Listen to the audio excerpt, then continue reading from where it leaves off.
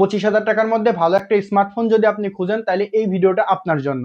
এই ভিডিওটাতে আমরা আলোচনা করব 25,000 টাকার রেঞ্জে কোন স্মার্টফোনটি ভালো হবে এমনকি বেস্ট হবে। 25,000-এর একটু নিচেও থাকবে, একটু উপরেও থাকবে, সেক্ষেত্রে আপনার চয়েস করতে সুবিধা হবে। যদি ফোন কিনে ধরা খেতে না চান তাহলে এই ভিডিওটা সম্পূর্ণ দেখুন। সেই ক্ষেত্রে কিন্তু দোকানদার যদি বলে যে এই ফোনটা নেন, আপনি ওই ফোনটা নিয়ে আসবেন, পরে দেখবেন যে পারফরমেন্স ক্যামেরা ভালো না, ওই ক্ষেত্রে লস হবে আপনারই। সো এই ভিডিওটা দেখেন, আপনার চয়েস করেন, ভালো একটা ফোন পাবেন। আমাদের লিস্টের নাম্বার 3 স্মার্টফোনটি হলো রিয়েলমি ব্র্যান্ডের নার্জো 70 টার্বো। এই স্মার্টফোনটি কিন্তু পারফরমেন্সের দিক থেকে খুবই ভালো হবে। এটার প্রাইসটা আগে ক্লিয়ার করে নেই, সেক্ষেত্রে আপনার বুঝতে সুবিধা হবে। এটার প্রাইস পড়বে 6 জিবি র্যাম 128 জিবি স্টোরেজ যদি নেন সেক্ষেত্রে 22,500 টাকার মতো পড়বে। আর আপনারা যদি 8 জিবি র্যাম নেন সেই ক্ষেত্রে 23,500 থেকে 24,000-এর মধ্যে পাবেন। এটা ডিসপ্লের দিকে কিন্তু খুবই ভালো আছে, 6.67 ইঞ্চির 120 হার্জের সাপোর্ট, ওলেড ডিসপ্লে। এটা কিন্তু অ্যামুলেড না। 1080x2400 pixel, 395 PPI. এটার পিক ব্রাইটনেস হলো 2000 নিটস পর্যন্ত।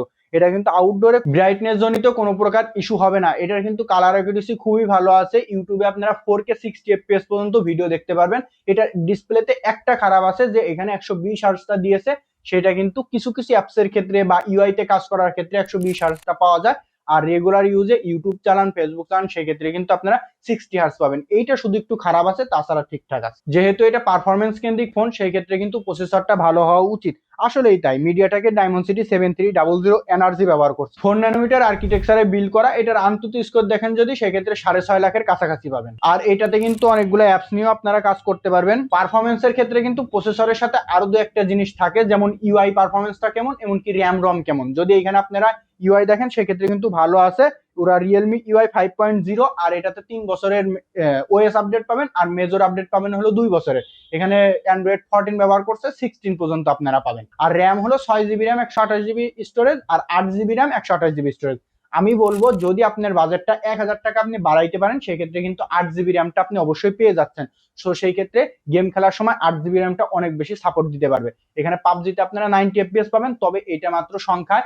কাজের ক্ষেত্রে কত পাচ্ছেন? কাজের ক্ষেত্রে 70 থেকে 75-এর মাঝামাঝি পাবেন। তবে এটা যে খারাপ আমি সেটা বলবো না, মোটামুটি ভালো। আর এটাতে কিন্তু হিট হওয়ার সম্ভাবনাটা একটু থাকবে, যে গেম খেলার সময় আধা ঘন্টা 1 ঘন্টা খেললে হিটটা হয়, তবে ঠান্ডাও তাড়াতাড়ি হয়। বাকি গেমগুলোও কিন্তু আপনারা অনায়াসে খেলতে পারবেন। এখানে ফ্রি ফায়ার খেলতে পারবেন, ই ফুটবল খেলতে পারবেন, গেনশন ইম্প্যাক্টও খেলতে পারবেন। তো সেই ক্ষেত্রে বলা যায় পারফরমেন্সের দিক থেকে এটাতে অতটাও বেশি সমস্যা হবে না। যেহেতু স্টোরেজ টাইপটা ভালো আছে ইউএফএস 3.1, সেই ক্ষেত্রে কিন্তু পারফরমেন্সটা আরেকটু বেশি পাচ্ছেন। 7টা 8টা 9টা অ্যাপস নিয়ে কাজ করবেন, ল্যাগ ফ্রেম ড্রপ খুবই কম হবে। দুর্বল পয়েন্টে আছে ক্যামেরাতে 50 মেগাপিক্সেলের একটি মেন ক্যামেরা, 2 মেগাপিক্সেলের ডেপথ সেন্সর দিয়েছে। যদি এখানে আলট্রা ওয়াইড ক্যামেরা একটা দিত সেক্ষেত্রে আরো অনেক বেশি ভালো হতো। ছবির কোয়ালিটি ডিসেন্ট বলতে হবে, খুব বেশি ভালো বলা যাবে না। আর এটাতে কিন্তু আপনারা 4K 30 FPS পর্যন্ত সাপোর্ট পাবেন। 1080p-তে 120 FPS পর্যন্ত সাপোর্ট পাবেন, তার মানে স্লোমো ভিডিও আপনারা করতে পারবেন। আর এটা সেলফি ক্যামেরার দিকে যদি আসি, সেক্ষেত্রে 16 মেগাপিক্সেলের একটি ক্যামেরা ব্যবহার করছে। আর এটাতে কিন্তু ফ্রন্টের ক্যামেরা দিয়ে 1080p 30 FPS আপনারা ভিডিও শুট করতে পারবেন। এখানে ব্যাটারিতে আপনারা 5000 mAh এর ব্যাটারি পাচ্ছেন, আর 45 ওয়াটের চার্জার পাচ্ছেন, যেটা দিয়ে 30 মিনিটে 50% চার্জ করে ফেলতে পারবেন। তার মানে আপনারা 1 ঘন্টার ভিতরে সম্পূর্ণ চার্জটাই করে ফেলতে পারবেন। আর এটার সাপোর্ট যদি বলেন 6 থেকে 7 ঘন্টা পর্যন্ত আপনারা এসওটি পেয়ে যাবেন। আর যদি রেগুলার ইউজ করেন সেক্ষেত্রে একদিনের মতো সাপোর্ট দেবে। ছোটখাটো সমস্যা সব ফোনেই আছে। এখানে আইপি রেটিং 65 এর সাপোর্ট আছে, যদি 67 অথবা 8 থাকতো অনেক বেশি ভালো হতো। আর এখানে কিন্তু আয়ার ব্লাস্টারটা নেই। আর আছে কি 3.5mm জ্যাক, এটাকে ধন্যবাদ দিতে হবে। গেম খেলার সময় এটা খুবই বেশি কাজে লাগে। এই ফোনটাতে আপনারা 2টা সিম ব্যবহার করতে পারবেন। আর যদি মনে করেন যে মেমোরি কার্ড ইউজ করবেন, সেক্ষেত্রে একটা সিম একটা মেমোরি কার্ড ইউজ করতে পারবেন। আমাদের লিস্টের নাম্বার 2 স্মার্টফোনটি হলো রিয়েলমি P3। যাদের বাজেট একদম টান 25,000 টাকা তাদের জন্য এটা ভালো হবে।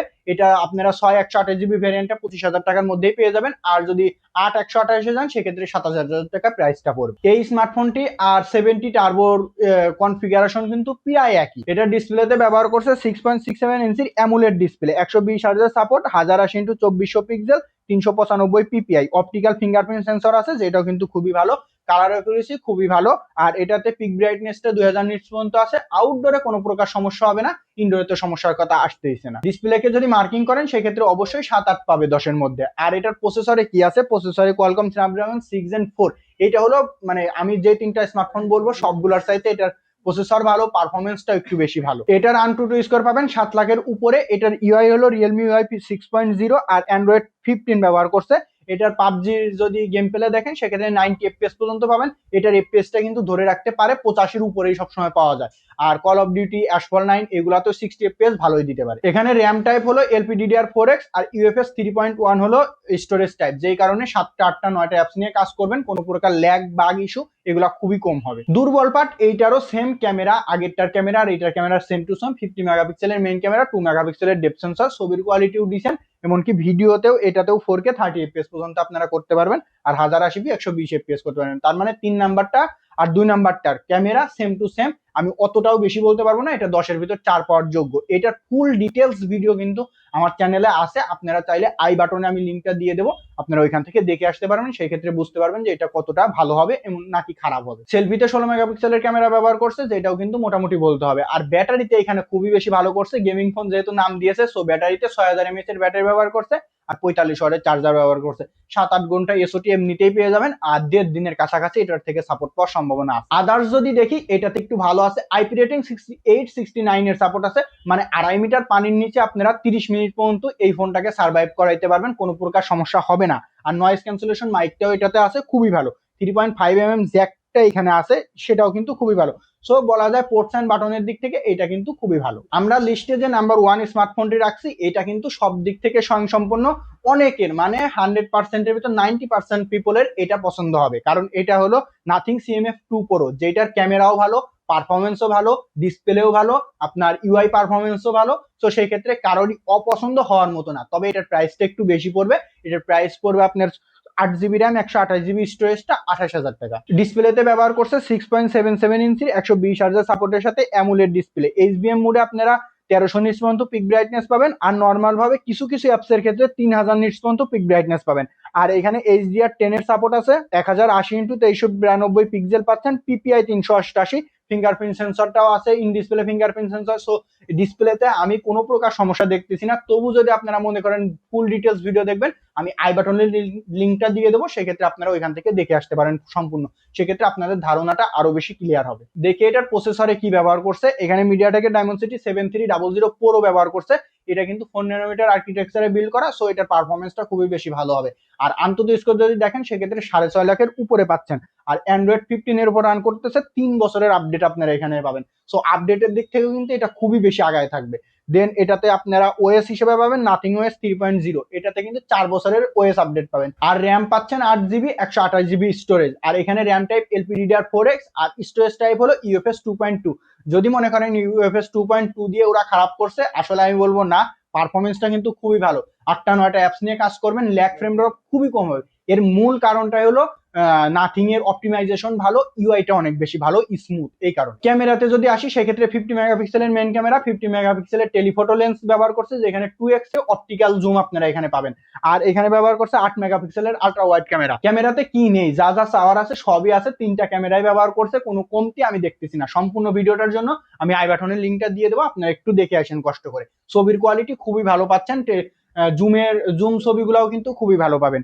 আর এখানে আইপি রেটিং 64 এর সাপোর্ট আছে, 3.5mm এর যে জ্যাকটা ওইটা কিন্তু নাই। আর আইপি রেটিং 64 এর সাপোর্ট এখানে পাচ্ছেন, যদি 7-8 দিত ভালো হতো, তবে ক্যামেরা তো অনেক বেশি ভালো করছে, ডিসপ্লেতে ভালো করছে, পারফরমেন্সে ভালো করছে, সো সেই ক্ষেত্রে টুকটাক জিনিস আমরা মেনে নিতে পারি। আর এখানে 3.5mm জ্যাকটা নাই, আপনাদের দঙ্গল ব্যবহার করে হেডফোন ব্যবহার করতে হবে।